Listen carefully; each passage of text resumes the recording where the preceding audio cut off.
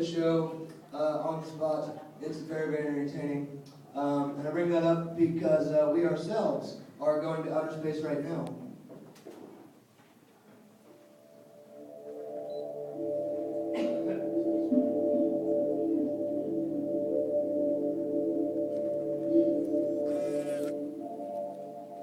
Mission Control to International Space Station. Come in, Mission Control. Good morning, Commander. How are you and the crew holding up? The crew and all systems are functioning normally. We are ready to come home. Well, about that, I sort of need to talk to you, Commander. You may recall that when you went up to the space station, we were going into an election.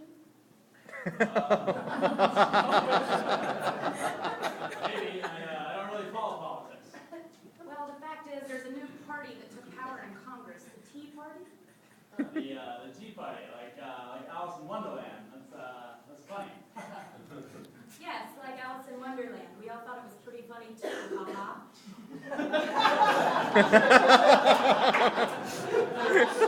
But the fact is, they've been making a lot of changes down here. Oh yeah, like what?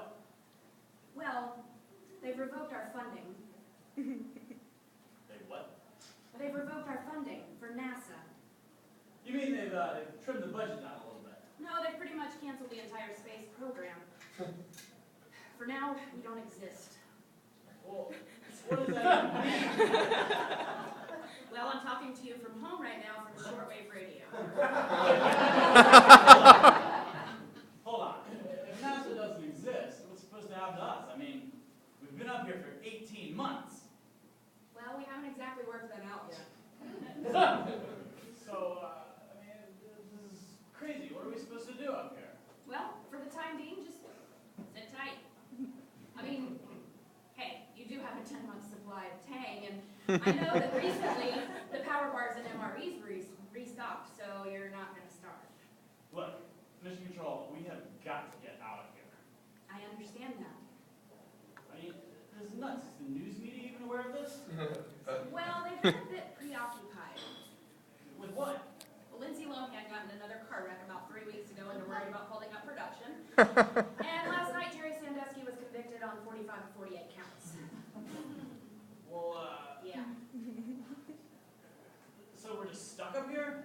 And hey, those Kardashians, am I right, Commander? Ha ha. Look, are there really no options to bring us home? Well, the Russians are possibly coming up in a few months, and we thought maybe they could give you a lift back. When you say a few months, how long exactly? About as long as it takes to grow a baby.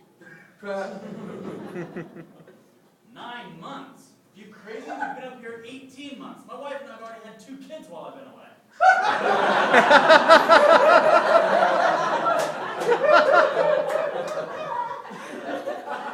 Yes, about that, Commander. I've been meaning to tell you, congratulations. Look, I don't care what you gotta do. You gotta bring us home, okay? You gotta bring us home. Well, we're working on it, Commander. Alright, well, look, I can't tell the crew this myself. I'm gonna need you to tell them. Hey! Oh, no! Mission We're Control, losing feet! Hey! Boop, boop, boop. The number you have reached has been disconnected. Please try your call again later. Mission Control. Yes, Commander.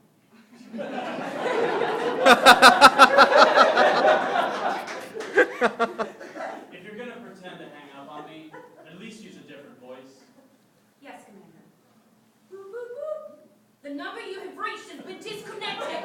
Please try your call again at a later time. This has been a message from Mission Control. That was much better, Mission Control.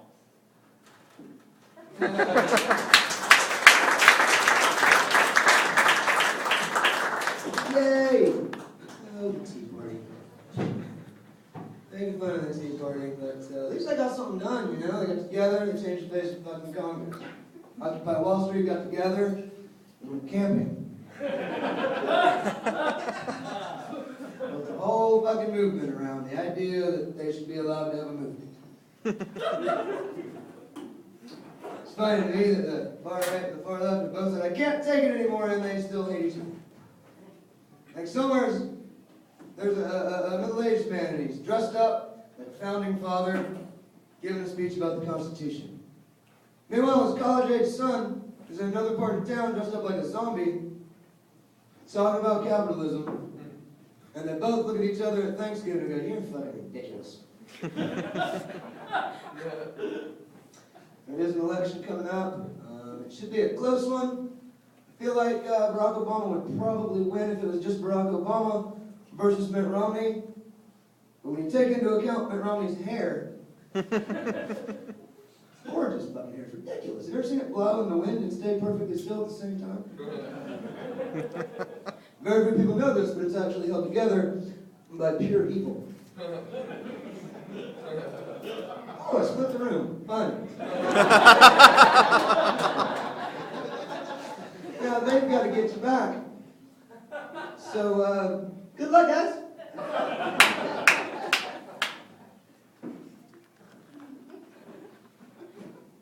Miss Virginia!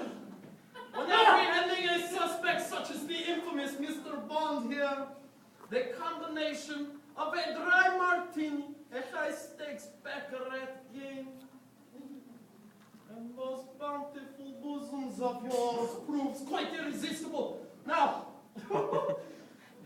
excuse me, Miss Virginia, I'm just going to let you take over his interrogation as part of your evil villain training. I will only provide critique as needed. Hey, wizard. It's Doctor! Yes, sir. So, Mr. Bond, I am not impressed by your reputation. Seems to me a man like you that can seduce women would have noticed I put a roofies in your drink. Mr. Bond, I'll have you know that I am a master at the Mortal Kombat of Muay Thai. I also have the extensive knowledge of acupuncture, which allows me to get to your pressure points. You know what I'm saying? So, Mr. Bond, you might wonder why I'm telling you all these things. Mr. Bond, I intend to use all my gifts to extract all your secrets. And when you are left with nothing but a hollow shell of a man, I'm going to kill you. Do you have something to add to the conversation, Mr. Bond? Miss Virginia, an aside, please. Miss Virginia, I can assume that you read the file on Mr. Bond. That? Yes.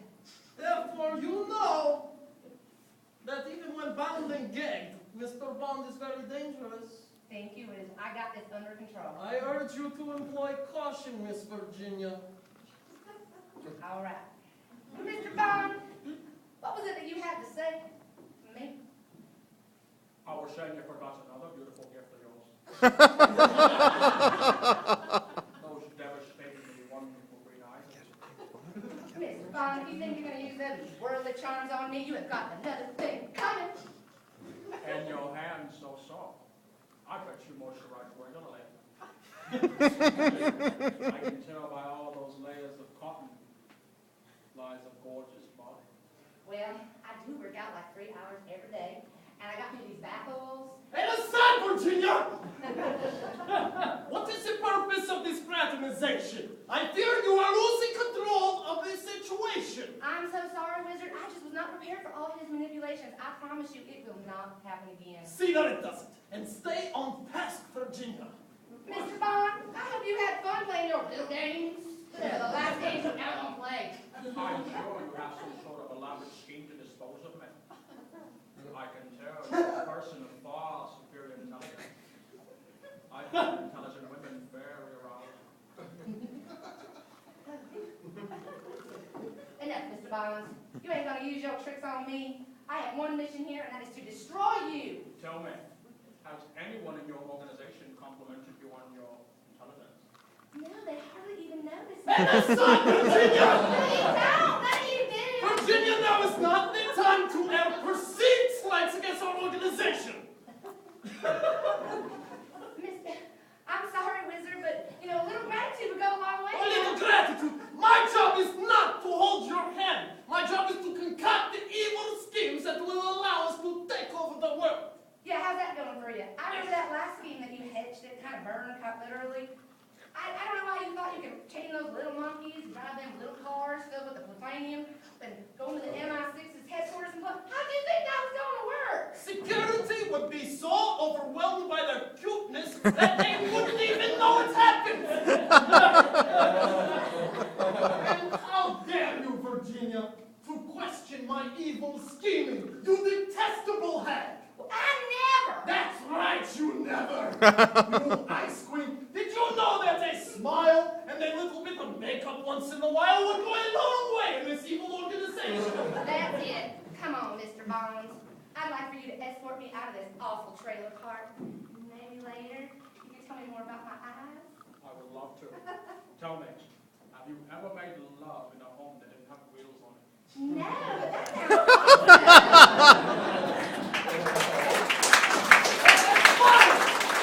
I don't need you, Virginia! I can send those poison arrow frogs to the Prime Minister myself. Virginia, Bond! I'll get you again, Bond!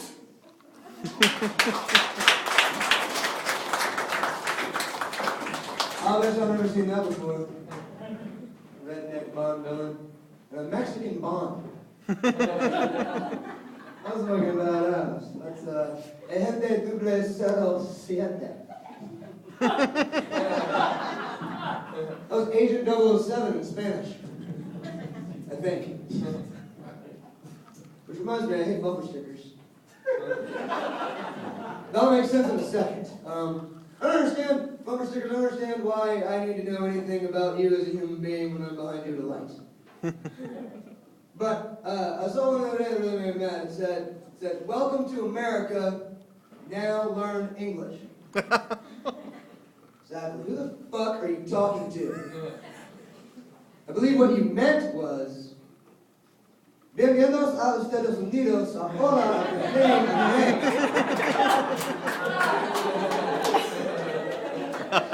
All right, guys, we've got one more sketch before we take a quick intermission. So after this one, go back to the bar, get some more drinks. If you need to, you can step outside to smoke out that door by the restrooms. Use the restroom, have a drink, enjoy the sketch, and then come back and enjoy the rest of the show.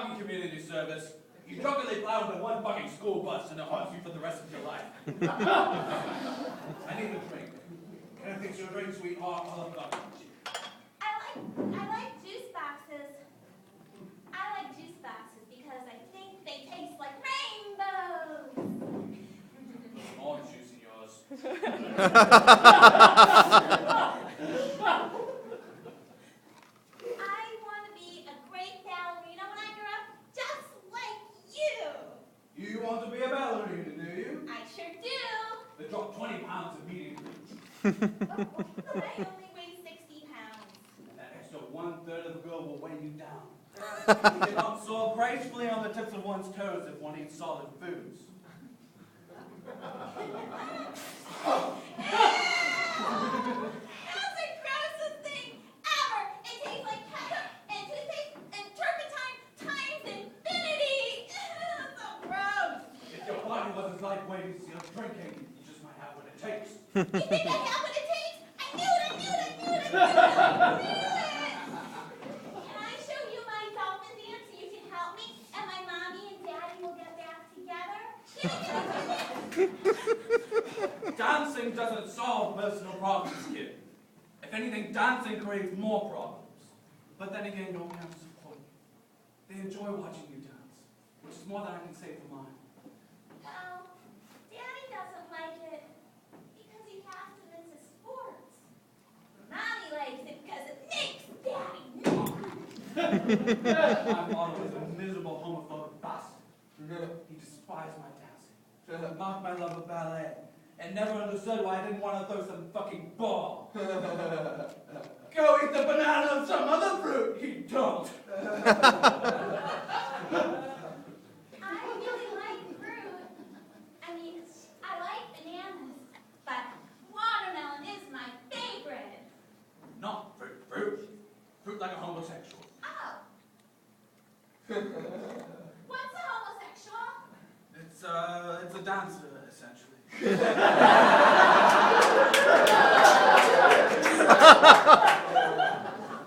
I think I was looking for a father figure when I met Barishnikov. Now, he was the greatest dancer of them all. A real fruit of a homosexual, huh? How I loved him, and how I thought he loved me. But he cast me aside like some groupie. He tore a figurative hole in my heart, and a literal hole in my sphincter. Well, my head doctor said that channeling my pain through dance can be very therapeutic. So I guess that means you're a better dancer, huh? It made me suicidal and phobic. It almost ruined my career. Well, when Mommy and Daddy fight, I get scared, and I do a little dance.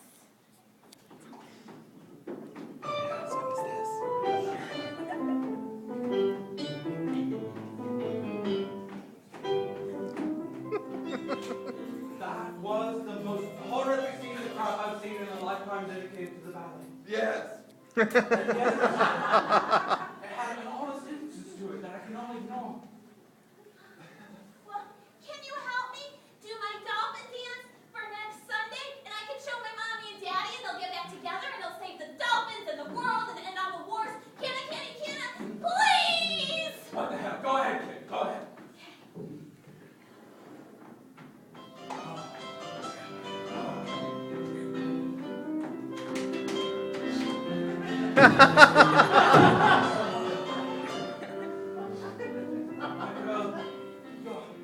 That pathetic attempt at meaningful choreography has inspired me.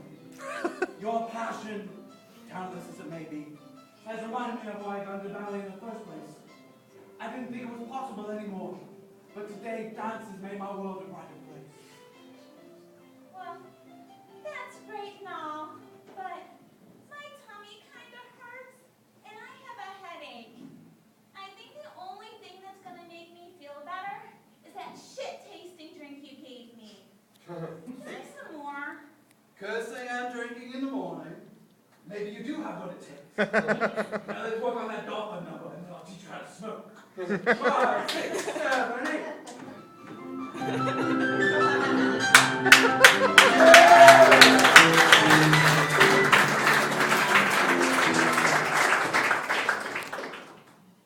Hi. Good evening, everyone. My name is Shelley Schmalz, and I'm from Postmodern Collapse, and I have a message to read to you.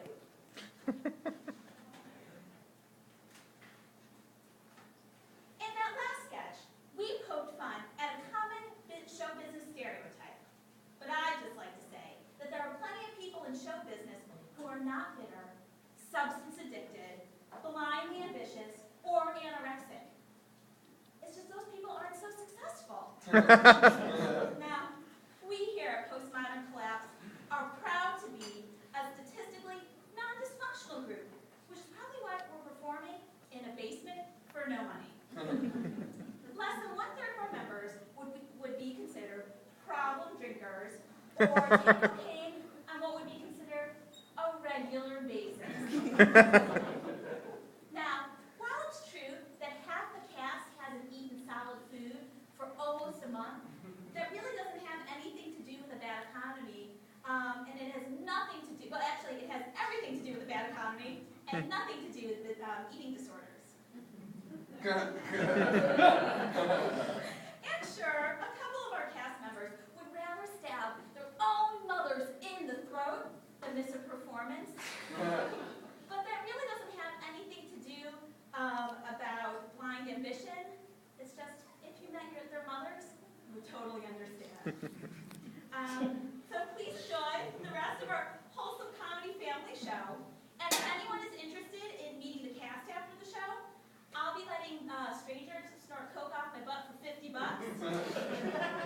But that has nothing to do with the problem.